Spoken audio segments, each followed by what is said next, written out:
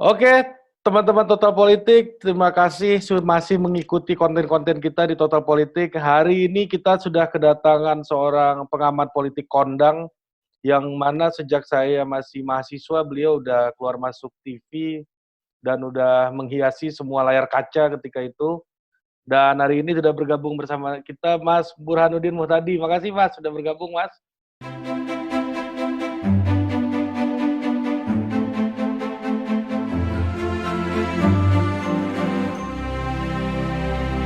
Sama-sama Mas Ari, terima kasih undangannya, kesempatannya. Waduh, mantap, makasih banget nih. Ini diskusi milenial nih dengan senior-senior. Oke Mas, ini pertama, ini kan lagi wabah COVID nih, banyak agenda-agenda pemerintah yang diundur, terutama soal pilkada ini. Nah, pemilihan kepala daerah kita akan diundur nih. Gimana Mas melihat opportunity-nya, perubahan petanya diundur, dan termasuk juga kan kalau diundurnya sampai tahun depan, artinya ada kekosongan pemerintahan juga. Yang kemarin Desember itu kan belum disahkan, baru draft dari Komisi 2 kan. Jadi opportunity-nya seperti apa nih Mas? Pasti perubahan peta politiknya akan sangat terlihat gitu. Ya, pertama dari sisi apakah munduran jadwal pilkada tahun ini itu bisa dipahami atau tidak. Dari sisi itu sepenuhnya sangat bisa dipahami. Meskipun kalau kita mengacu pada pengalaman Korea Selatan di tengah pandemi corona, mereka masih bisa melakukan pemilu lokal. Ya. Tetapi secara umum kita tidak perlu memaksakan diri untuk melakukan jadwal pilkada sebanyak 270 wilayah di tahun ini, karena kondisinya betul-betul tidak memungkinkan. Terutama bukan jadwal pilkadanya, tetapi tahapan pilkadanya kan sudah dimulai dari sekarang. Ya, termasuk misalnya kalau tidak diundurkan, otomatis proses pendaftaran calon melalui partai politik itu harus dilakukan di bulan Juni. Kemudian jadwal kampanye sekitar Juli. Jadi cukup tidak memungkinkan kalau dipaksakan. Belum lagi misalnya dana yang besar yang harus dialokasikan baik pemerintah pusat terutama pemerintah daerah untuk melakukan pilkada. Sementara sekarang ada banyak realokasi dana terutama untuk kepentingan bantalan social safety net. Jadi dari sisi itu sebenarnya cukup bisa dimaklumi, Ari ya. Cuma yang menjadi persoalan adalah kalau ditunda itu kapan? Nah itu pertanyaan yang tadi Ari sampaikan. Nah ini pertanyaan penting gitu. Kapan penundaan itu bisa dieksekusi dan mana yang mudaratnya paling kecil dari sisi banyak hal. Pertama, kebanyakan 270 wilayah itu masa jabatan kepala daerah definitifnya di Maret 2021. Jadi pada saat itu habis. Nah kalau habis artinya ada PLT. Kalau ada PLT punya kekurangan, mereka tidak bisa melakukan atau mengeluarkan keputusan yang menentukan, yang signifikan. Jadi kalau misalnya pilkadanya dilakukan setelah Maret 2021, itu ada banyak wilayah yang dipimpin oleh PLT yang tidak bisa mengambil keputusan strategis. Nah itu kelemahannya itu, karena mereka hanya sekedar PLT. Kemudian kalau dilaksanakan sebelum Maret 2021, termasuk usulan dari Komisi 2 berdasarkan audiensi atau rapat dengan Kemendagri dan KPU serta Bawaslu, yaitu 9 Desember ya, tahun 2020, itu pertanyaannya adalah apakah sudah selesai wabah pandemik corona ini. Jadi sampai sekarang itu terus terang kita hidup pada era yang penuh uncertainty, termasuk urusan pilkada gitu ya. Jadi ada kemungkinan kalaupun toh tetap dijalankan rekomendasi pilkada di Desember 2020, artinya sebelum masa jabatan banyak kepala daerah habis di Maret 2021, itu belum tentu wabahnya selesai. Dan pertanyaan yang muncul kedua terkait dengan masalah teknis. Duitnya ada nggak? Karena duitnya jangan-jangan udah kepake buat bantalan social safety net terkait dengan corona yang menghabiskan banyak dana, terutama anggaran yang awalnya diplot untuk yang lain terpaksa harus digunakan untuk stimulus untuk memitigasi dampak corona. Jadi ini yang terus terang masih jadi isu gitu ya. Saya pribadi berharap itu jangan terlalu memaksakan. Kalau memang belum bisa tanggal 9 Desember 2020, jangan dipaksakan. Karena kalau dipaksakan, nanti Presiden harus mengeluarkan Perpu 2 kali. Kalau misalnya dilakukan penundaan dan usulan Komisi 2 disetujui, yaitu Desember 2020, Perpu sudah dikeluarkan, kan harus pakai Perpu, karena undang-undangnya kan semula September 2020, kemudian ditundanya tidak terlalu jauh, dan ternyata dampak coronanya belum usai juga, belum selesai juga, kemudian ternyata belum siap di Desember 2020. Nah, apakah mungkin seorang presiden mengeluarkan Perpu yang sama kedua kali? Nah, itu yang harus jadi diskusi itu ya antara pemerintah dan DPR. Oke Mas, satu lagi ini. Jadi kalau kita lihat pilkada, kan konsekuensinya ini dari perspektif peserta ini Mas. Ya kan, kalau kita lihat orang-orang politik, teman-teman kita banyak lah orang-orang politik gitu ya. Dan Mas Burhan banyak lah berinteraksi gitu. Jadi kan ini problem paling besarnya adalah soal biaya politik ini Mas. Ya. Mereka gimana harusnya seorang, ini kalau kita lihat dari perspektif peserta gitu ya, mensiasati situasi yang tidak pasti ini kan, ketemu warga pasti uang keluar lagi, bikin alat peraga sewanya makin tidak pasti, makin lama, sewa baliho pasti makin panjang gitu, misalnya alat peraga. Ini gimana seharusnya peserta menurut Mas Burhan dalam, kan ini baru juga kondisi yang serba tidak pasti ini gitu. Betul. Jadi uncertainty tidak hanya dialami oleh para pengambil keputusan terkait dengan jadwal, tapi juga peserta ya. Tetapi kalau kita lihat desain tahapan pilkada sebelum resmi kapan akan ditunda waktunya, itu sebenarnya waktu pilkada tahun ini, pilkada serentak tahun ini, kalau jadi ya, Desember 2020, itu sebenarnya lebih panjang waktu terkait dengan proses tahapan penentuan calon peserta pilkada ketimbang masa kampanyenya sendiri. Jadi masa kampanye itu cuma kurang lebih 6 minggu. Kalau kita mengikuti jadwal semula ya, pilkada di September 2020. Jadi peserta pemilu itu lebih banyak kasakusuknya untuk mendapatkan tiket partai ketimbang kampanyenya. Itu yang lebih. Saya nggak mau saya nggak enak ngomong itu. Tapi Mas Burhan udah ngomong saya itu. Saya belak-belakan aja. jadi lebih banyak kasakusuk untuk dapat tiket ketimbang mendekati pemilih. Pemilih ya, benar. Nah, yang dua-duanya mengeluarkan ongkos biaya yang tidak murah ya. Mendekati elit kan tidak murah juga. Tetapi tentu dibanding dengan kampanye sosialisasi lebih murah mendekati elit. Nah, artinya kalau skema pilkada serentak tahun ini entah ditunda kapan, Desember tahun depan, tetap seperti semula, yaitu masa kampanye yang hanya 6 minggu, itu artinya bisa ditekan ongkos pemilu terkait dengan sosialisasi. Tetapi biaya ketidakpastiannya mungkin mahal karena mereka didera oleh kecemasan, oleh ketidakpastian gitu. Jadi untuk itu sebenarnya ada hal lain yang harus kita pikirkan, yaitu soal keuntungan yang dinikmati oleh petahana. Karena ketidakpastian ini, petahana yang running for re-election itu diuntungkan. Bisa kampanye terus ya. Dia bisa termasuk menggunakan ini ya, menggunakan dana untuk mitigasi dampak COVID dipakai untuk kampanye gitu.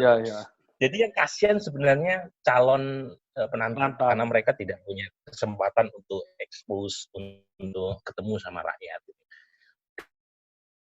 Dan ada sisi lain yang menurut saya perlu juga dipikirkan ya. Kalau misalnya pilkada tetap dijalankan September, dan itu tidak mungkin kan udah pasti ditunda. Taruhlah misalnya Desember 2020, itu meskipun wabah corona belum selesai 100%, kalau jadwalnya dimulai di masa-masa sekarang, di mana banyak korban PHK, di mana banyak orang membutuhkan masker, itu kampanye bisa digunakan untuk sebesar-besar manfaat buat rakyat. Ya kan? Jadi maksud saya begini, kalau waktu kampanye 2019, Pilpres dan Pileg, itu kan partai maupun calon presiden berikut tim sesnya itu rame-rame tuh mendekati rakyat. Nah, sekarang ketika pandemi corona menghantam bangsa kita, itu sedikit sekali partai yang bergerak karena memang tidak ada insentif elektoralnya. Ya. Nah, kalau misalnya ada pilkada di 270 wilayah, itu ada insentif elektoral buat para partai, terutama calon kepala daerah, untuk mendekati rakyat, mulai dari tadi menyebarkan, membantu lewat APD, kemudian masker. Jadi hal-hal yang berkaitan dengan corona bisa dimanfaatkan. Rakyat kan bisa saja terima, meskipun soal pilihan, soal lain ya. Tetapi paling tidak ada keuntungan, ada unintended consequences yang menurut saya menguntungkan buat rakyat kalau misalnya pilkada tetap dilaksanakan misalnya Desember gitu ya, sesuai dengan usulan Komisi 2.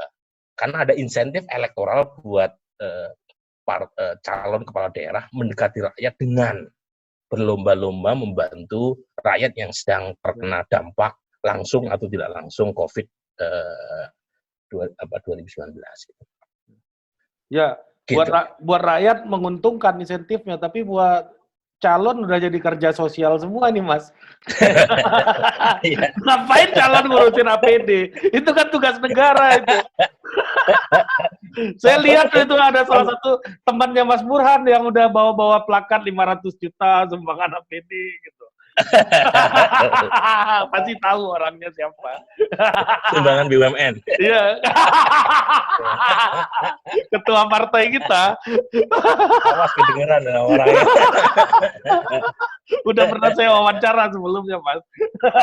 Udah ya. Udah. Rajin dia. Iya, rajin. Jadi lebih banyak kerja sosialnya nih kayaknya daripada kerja politik, Mas. Nah, memang. Jadi bagaimanapun kerja elektoral kan tidak bisa dilepaskan dari kerja sosial semacam itu ya. Iya. Dan di situ yang mendapat keuntungan, satu adalah calon incumbent, dua calon meskipun bukan incumbent tapi punya akses terhadap dana publik. Ya, seperti kawan kita tadi. CSR dari BUMN, kayak kawan kita itu. Untung dia punya akses, kan nggak semua calon punya akses terhadap BPN, terhadap dana pokbarel, terhadap dana konstituen macam-macam. Nah ini Mas, ini udah disinggung soal port barrel klientelism gitu kan. Jadi salah satu sosiolog ya Susan Stokes ya yang bahas soal transaksi politik gitu kan. Nah dengan ini ada konteks namanya non-human agent ya, yaitu COVID-19 ini yang merubah berbagai macam cara hidup kita, behavior kita, dan persepsi kita mengenai politik, persepsi kita mengenai kepemimpinan gitu ya. Nah, Mas Burhan melihat nggak ada nggak perubahan yang akan terjadi dalam pola-pola transaksi politik ini? Gitu. Tadi kan udah disinggung tuh soal. Ya kalau perubahan secara umum sih sudah kita alami ya. Misalnya wawancara harus pakai media seperti Zoom atau Skype. Itu kan praktis sudah terjadi perubahan di mana komunikasi tidak dilakukan secara langsung. Belum lagi misalnya ini dicatat oleh Noah Harari atau orang seperti para intelektual lainnya, di mana COVID menimbulkan situasi extraordinary, situasi kedaruratan yang luar biasa, yang memberi semacam tiket luar biasa bagi banyak penguasa untuk mengeluarkan semacam diskresi. Nah, diskresi ini kadang-kala bertentangan dengan demokrasi. Jadi atas nama kedaruratan, kemudian seolah-olah semua pintu demokratik itu bisa di-bypass. Nah, contoh misalnya yang dipakai oleh Harari ketika dia menjelaskan tentang surveillance. Surveillance itu di masa sekarang itu surveillance dilakukan di luar kulit. Nah, apa yang dimaksud dengan di luar kulit? Ya hanya melihat misalnya lewat kamera gitu ya. Tapi COVID ini mengubah surveillance bisa dilakukan di dalam kulit. Misalnya dicek suhu badan kita, dicek apakah kita panas atau tidak gitu ya. Dan lama-kelamaan kita ketawa pun bisa dicek apakah ketawanya itu ngenyek atau tidak. Itu kan bahaya kalau Anda ketawa ketika Kim Jong Il pidato itu kan ketawanya dianggap ngenyek, itu bisa dideteksi. Nah, itu satu perubahan luar biasa.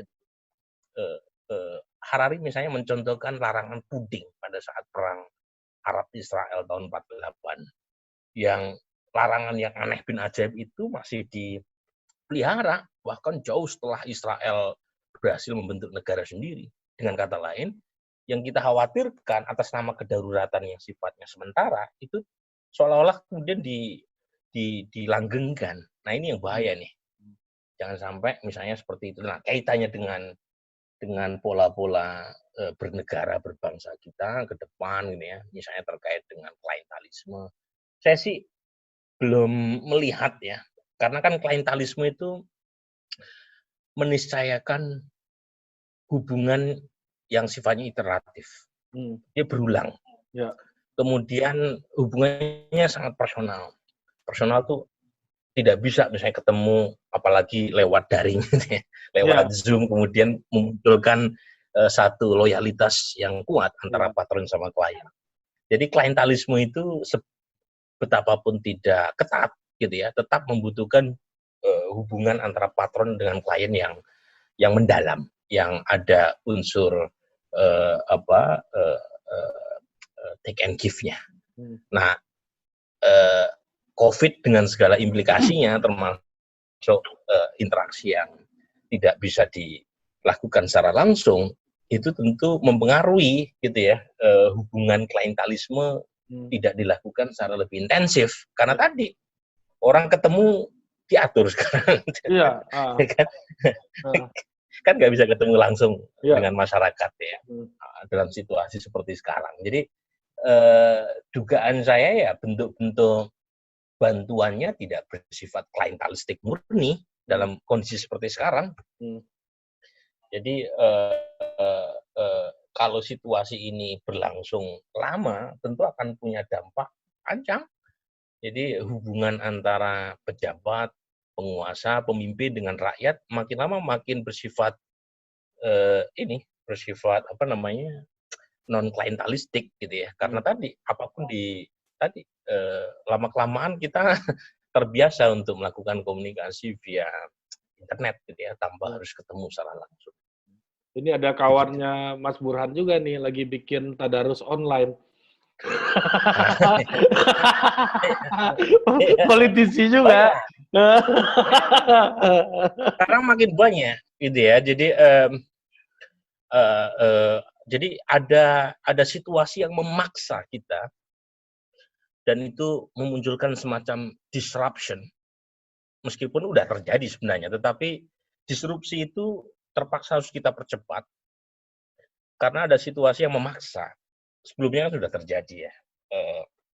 Survei saja sekarang tidak lagi mengandalkan face to face. Survei bisa dilakukan melalui telepon, melalui internet, melalui aplikasi atau melalui platform media sosial dan lain sebagainya. Itu kan satu revolusi. Kemudian mengajar gitu ya, sebelumnya banyak yang enggan untuk melakukan proses belajar mengajar secara daring gitu ya. Tetapi situasi sekarang kan memaksa untuk melakukan semacam perubahan cara atau metode belajar. Karena tanda kutip diharamkan untuk ketemu secara langsung karena ada COVID ini. Nah, nanti lama-kelamaan misalnya bukan lama-kelamaan sudah terjadi rapat-rapat di kementerian, rapat-rapat terbatas antara presiden dengan menteri, komisi-komisi dengan mitra kerjanya di eksekutif semuanya pakai Zoom, pakai Skype, pakai macam-macam. Yang kira-kira kan sesuatu yang luar biasa itu. Memang tidak semuanya bisa diselesaikan dalam kampanye politik mungkin nggak, Mas? Ini juga akan menjadi metode tatap muka yang gitu ya. digunakan ya. Lihat Indonesia hari ini. Tidak bisa sepenuhnya dipaksakan ya. Karena politik itu kadangkala tidak hanya didasarkan pada substansi. Politik itu ada unsur emosi, ada unsur kedekatan gitu ya yang tidak bisa diselesaikan melalui cara-cara daring tadi. Tadi yang saya sebut politik, apalagi yang berbau klientelistik, itu nggak bisa diperantarai oleh internet. Salah satu sebabnya adalah penetrasi internet itu bagaimanapun belum 100% menjangkau bangsa kita ya. Itu satu. Tapi ya dugaan saya karena ada COVID, otomatis ada peningkatan ya. Yakin saya gitu ya. Naik. Sekarang data survei saya ada 56% masyarakat yang terkoneksi dengan internet. Itu sebelum COVID. Sebelum COVID tuh. Sebelum ya. Kalau setelah COVID dugaan saya naik. Gitu. Tetapi naik-naiknya akses publik terhadap internet masih banyak yang belum terkoneksi dengan internet. Jadi kalau misalnya politik behavioral itu di bypass melalui internet, ya tentu ada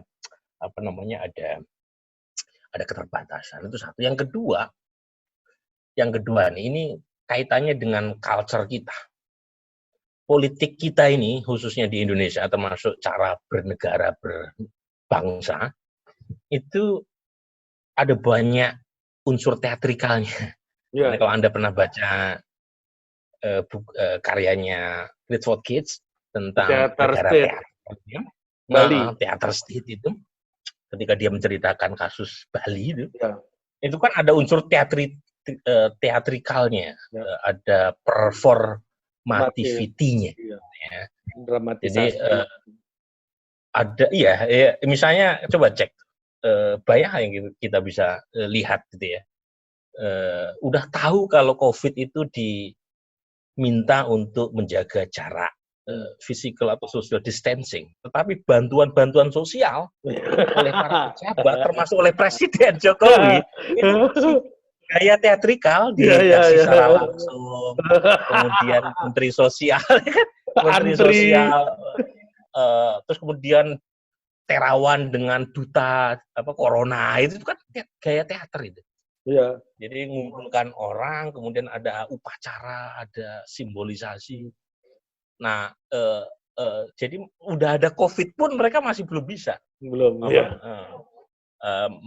mengubah mindset gitu ya, teatrikal gitu ya, yang dugaan saya memang nggak bisa sepenuhnya dihilangkan karena itu bagian dari idiosinkretik kita gitu loh.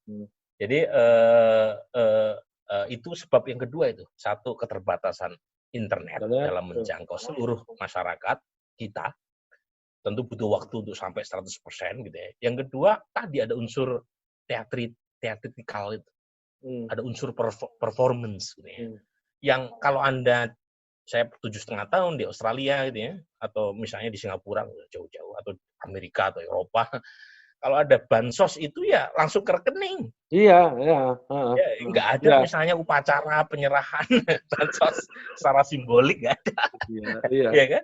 Iya, kayak surat tanah juga langsung dikirim ke rumah kalau di luar. Iya kan? Nggak pakai sertifikat. Gitu. Ini yang unik gitu ya, yang unik Indonesia banget gitu ya, yang mungkin butuh waktu. Saya sendiri nggak yakin bisa hilang 100%. Walaupun dengan COVID ini ya, Mas? Iya, tadi kan banyak itu performa atau drama-drama teatrikal yang berkaitan dengan COVID. Padahal COVID sebenarnya menyarankan, merekomendasikan minimalisasi gitu ya, hubungan langsung. Tetapi tetap saja dirayakan gitu ya, diselebrasikan melalui teater-teater. Kemarin ada yang foto juga konferensi pers, Mas. Memang sepi social distancing gitu ya. Tapi ketika di zoom out, foto wartawannya yang rame. Ya, Wartawannya yang dempet-dempetan. nah, Sama aja wartawan bohong. balai kota. Iya, memang susah gitu ya. Jadi ini bagian dari saya nyebut sebagai political culture gitu ya. Jadi budaya politik. Nih ya, budaya politik yang memang tidak bisa diingkari gitu ya. Jadi mau oposisi mau pemerintahan gayanya gaya teatrikal ya, bahwa ada COVID tentu bisa mengurangi gitu ya tensi, tetapi tetap tidak bisa hilang.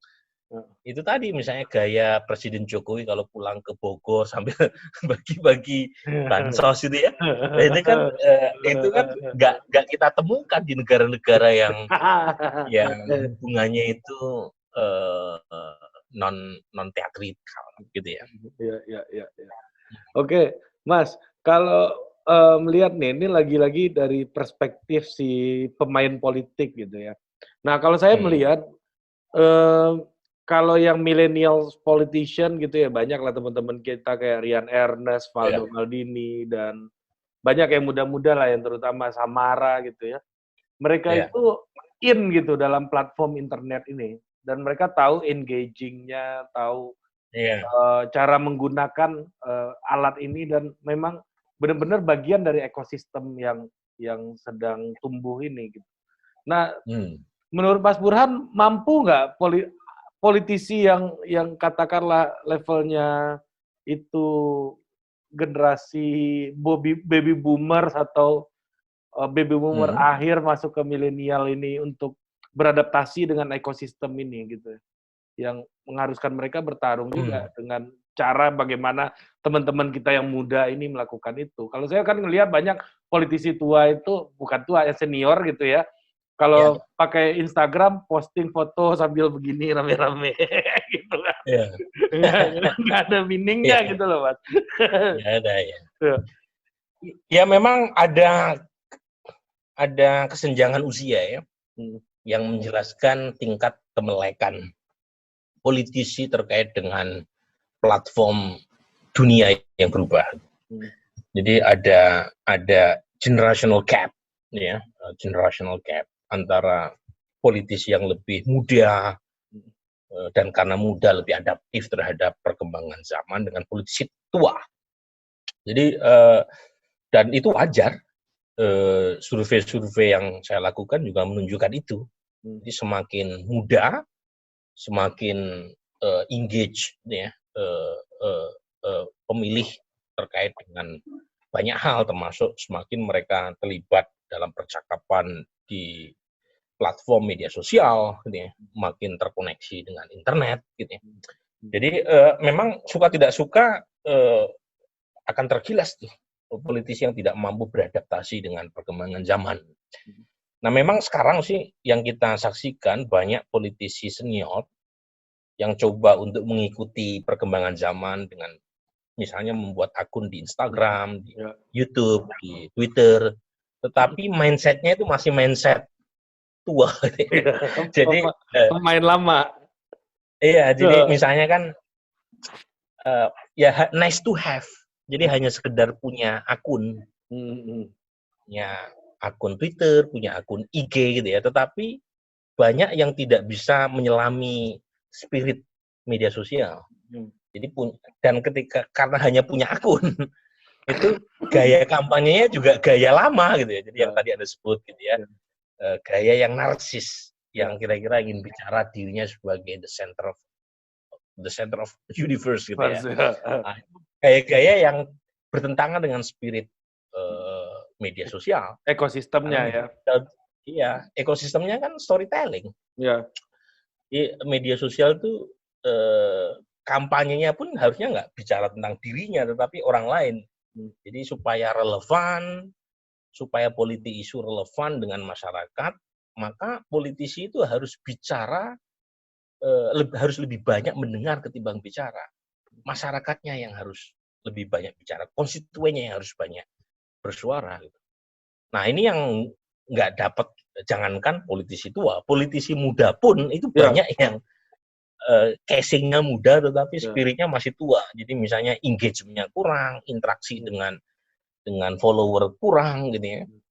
Lebih banyak bicara ketimbang mendengar. Kemudian tadi hanya sekedar nice to have gitu ya. Yang akibatnya kemudian media sosial tadi hanya sekedar menjadi alat, menjadi tools, tetapi interaksi dengan masyarakat kurang. Nah ini yang harus dirubah gitu ya.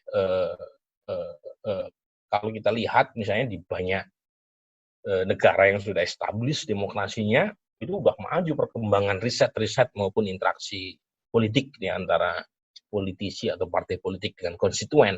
Kita itu relatif lambat gitu ya. Nah, dalam situasi COVID ini kira-kira itu membuat mereka lebih aware nggak dengan kebutuhan penetrasi ke platform digital itu, Mas? Menurut Mas Burhan? Harusnya ya, harusnya lebih aware gitu. Karena kan tadi ada situasi yang memaksa. Mereka yang nggak punya Skype harus punya Skype, yang biasa, yang belum pernah dengar istilah Zoom akhirnya bikin Zoom gitu ya. Beberapa kawan saya bahkan lengganan gitu ya supaya wawancaranya tidak dibatasi oleh waktu. Jadi ada banyak terobosan meskipun saya belum tahu intensitasnya seberapa besar gitu ya. Tetapi suka tidak suka ya akan mereka yang tidak beradaptasi dengan perkembangan ini makin dilindas oleh zaman gitu. Yang paling ini kan bagian dari hukum alam. Pemilih kan makin lama mengalami proses pemudaan ya. Tadi saya sebut ada generational gap.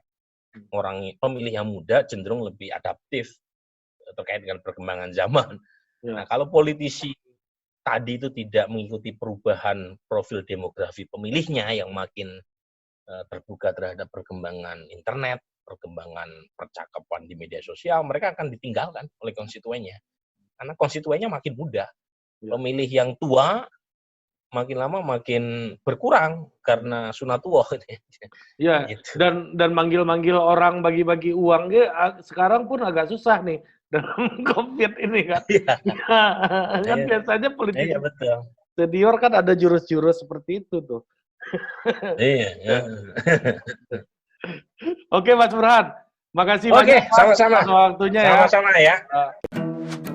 Produced by Total Politik and powered by haluan.co.